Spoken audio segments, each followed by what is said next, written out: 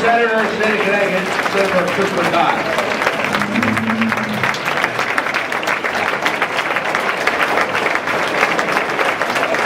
Thank you, John, very much. Thank you all very, very much. And I'm sort of the surprise guest. And I'm going to be brief here this morning, but I thank John. I'm sorry that our state party chair isn't here this morning. I gather her mother's not well, so she couldn't be with us. But John, you're filling in admirably. And to Denise, I thank you about bringing money back. If I get one more Republican opponent for the Senate, I'm going to be a walking stimulus package. I'm bringing money to Connecticut here with these packets along the way. It's great to see a terrific turnout. This breakfast and name for Ella. When I first ran for Congress years ago, I was on the ballot with Ella Grasso. And what a thrill it was in 1974. Those of you in the room remember those days of being a part of those battles.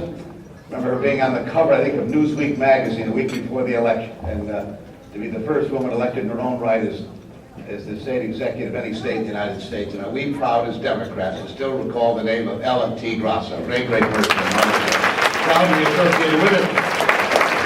We've got a lot of wonderful guests here. I'm delighted to see my colleague Chris Murphy here as well and other members of the delegation. One person I gather is in the room and a great pal and a great friend and someone who also benefited from Ella's wonderful work. Barbara Kennelly is here. Barbara, I just want to recognize Barbara every chance I get. Thank you for joining us. And others. John, I thank you for listening. I thought we've got some big issues, obviously, in front of us in the country. And obviously the importance of equity and fairness in dealing with the opportunities for education, for job opportunities, the choices that we've improved upon as Democrats, both at the state and national level. Not only in the areas of reproductive rights, but also when it comes to basic rights of equal opportunity in our country. Too often, I think, we forget how often these battles have been fought, how long it took to achieve them, and what difference it's made in our country. I recall just a few years ago, I invited Birch Bayh, to come to the state of Connecticut. I asked him to come up for a basketball game between the women's team of the University of Connecticut and Tennessee. And people said, well, why are you inviting Birch Bayh to come to Connecticut for a women's basketball game? Well, because I thought it was important that the 17,000 people in the stands that day understand that Title IX didn't happen miraculously. It happened because one United States Senator stood up and decided that in athletics, women ought to be treated equally with men. And that person was Birch Bayh. So I wanted him to be here that day to understand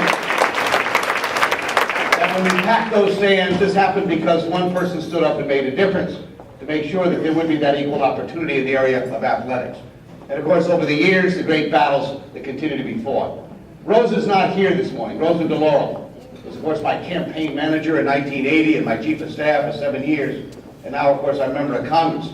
When the Lilly Ledbetter legislation needed an author in the United States Congress, it was Rosa DeLauro standing up. And the first piece of legislation signed by Barack Obama.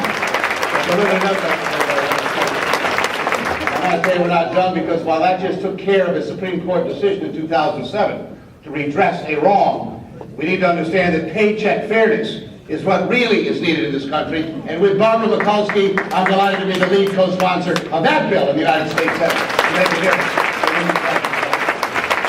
So we've got a lot of work in front of us. And on health care issues, and again, John mentioning the tremendous battle that Chris Murphy will be involved in, obviously, in the House, and we are in the Senate, and a difficult set of issues.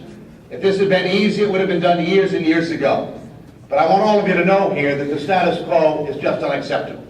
And listening to that debate the other day in front of the Finance Committee, when they were working out their version of the bill, we completed our version that I filled in for Ted Kennedy back in July. In fact, on July 15th, we finished our version of the health care reform measures.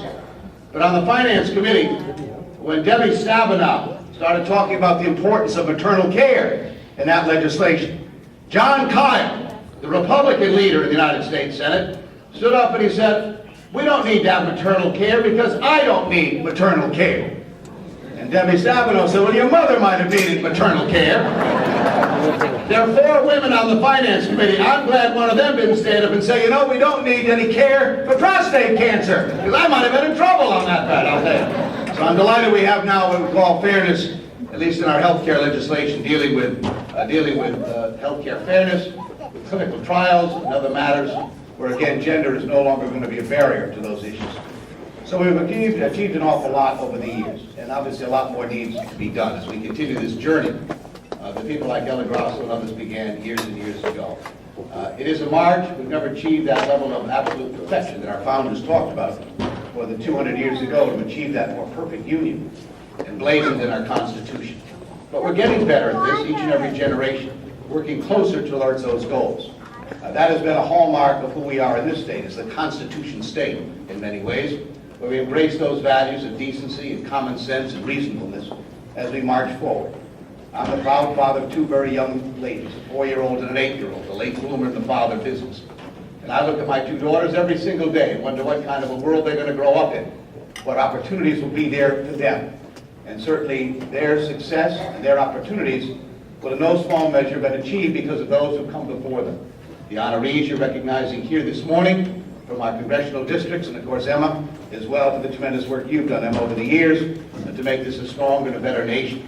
So all of us need to gather, as we do here each and every year, not just to celebrate individuals, but to celebrate battles, won and fought by people's names who may never appear in a program, never sit at a dais, but because they were there, because they stood up and had the courage to do so during difficult times, we're a better and a stronger nation. That's our legacy.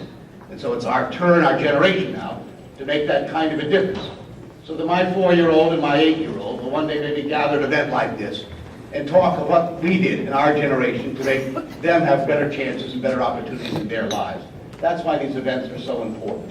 To celebrate each other what we've achieved, also to remind each other of the importance that we bear as a generation to continue these battles to achieve that more perfect nation that we all embrace and desire for our country. And I thank you for being here.